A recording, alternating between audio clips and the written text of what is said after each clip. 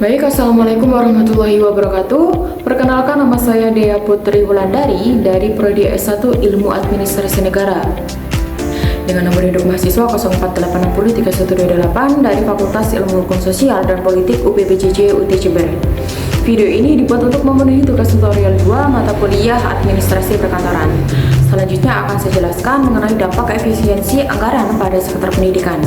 Pertama-tama, kita tahu bahwa efisiensi anggaran merupakan kebijakan atau langkah yang diambil oleh pemerintah untuk mengurangi pengeluaran dan meningkatkan efektivitas penggunaan dana. Namun, kebijakan ini seringkali menimbulkan kekhawatiran mengenai dampak-dampak terhadap sektor vital, termasuk pendidikan. Pendidikan sendiri adalah salah satu pilar utama pembangunan bangsa, sehingga setiap perubahan anggaran dapat memiliki konsekuensi yang signifikan. Yang pertama, ada dampak positif dari efisiensi anggaran, yaitu 1. Optimalisasi penggunaan dana. Efisiensi anggaran dapat mendorong instansi pendidikan untuk lebih bijak dalam menggunakan dana yang tersedia. Misalnya, pengurangan anggaran untuk kegiatan seremonial dan perjalanan dinas dapat dialihkan untuk program-program yang lebih mendukung proses belajar mengajar. Selanjutnya, dampak kedua ada peningkatan transparansi dan akuntabilitas.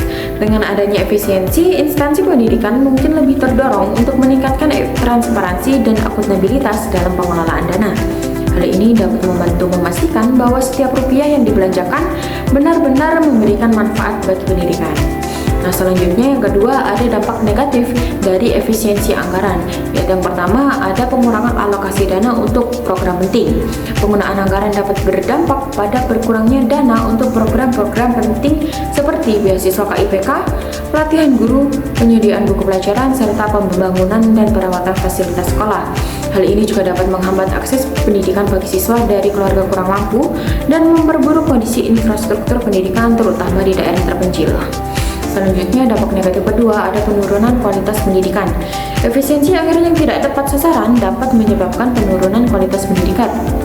Misalnya, pemotongan anggaran untuk pelatihan guru dapat mengurangi kesempatan bagi guru untuk meningkatkan kompetensi mereka yang pada akhirnya berdampak pada kualitas pengajaran. Dampak kedua ada kenaikan biaya pendidikan. Pemotongan anggaran untuk program bantuan operasional perguruan tinggi BOPTN dapat memaksa perguruan tinggi untuk menaikkan biaya kuliah atau UKT guna menutupi kekurangan dana.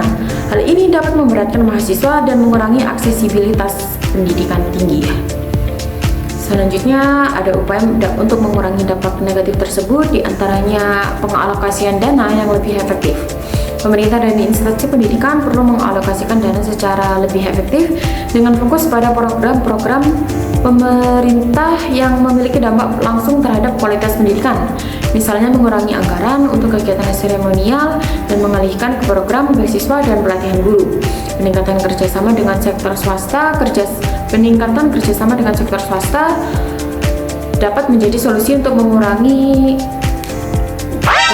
mengatasi kekurangan dana. Sektor swasta dapat berkontribusi melalui program CSR atau Corporate Social Responsibility yang mendukung pembangunan infrastruktur, pendidikan, dan penyediaan mahasiswa. Selanjutnya, dapat dilakukan pemantauan dan evaluasi berkala terhadap penggunaan anggaran sehingga membantu memastikan bahwa dana yang tersedia digunakan secara optimal dan tepat sasaran. Hal ini juga dapat membantu mengidentifikasi area yang membutuhkan penyesuaian anggaran. Kesimpulannya, efisiensi anggaran pada sektor pendidikan memiliki dampak yang kompleks, baik positif maupun negatif. Sementara, efisiensi dapat mendorong optimalisasi penggunaan dana dan peningkatan transparansi. Pemotongan anggaran yang tidak tepat sasaran dapat menghambat akses pendidikan, menurunkan kualitas pendidikan, dan meningkatkan biaya pendidikan. Oleh karena itu, diperlukan strategi yang tepat dalam mengalokasikan dana dan upaya kolaboratif dengan sektor swasta untuk mengurangi dampak negatif dari efisiensi anggaran.